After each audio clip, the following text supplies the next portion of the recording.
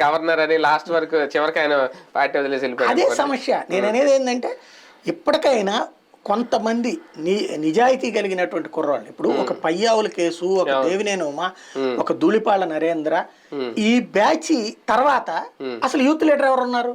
లేరు. అవును, కొత్తగా తయారైన వాళ్ళు లేరు. యూత్ లీడరే లేరు. లేరు. అవును అవును, అది సమస్య అవుతోంది.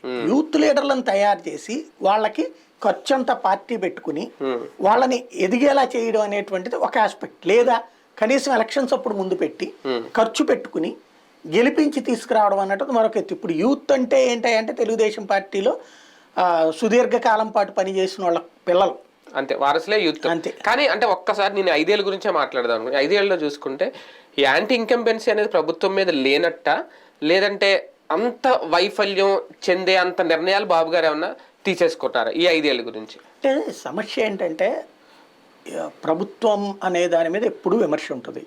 విమర్శ లేకుండా ఉండదు, అంత అద్భుతం ఎప్పుడూ ఉండదు. అంటే ఆ వ్యతిరేకత ఉంటే ఇలా కలిసి రావాలి కదా అంటున్నాను. ఇక్కడ సమస్య ఏంటంటే వీళ్ళు ప్రచారం చేసినంతగా జనం ఫీల్ కావట్లా. వీళ్ళు 100కి 99.99 ప్రచారం చేశారు. జనం 30% ఫీల్ అవుతున్నారు. వీళ్ళ ప్రచారం వలన ఇన్ఫ్లుయెన్స్ అయింది 30%. 70% మంది వాస్తవికత దృక్పథంతో చూస్తున్నారు. ఇప్పుడు నీకు డబ్బులు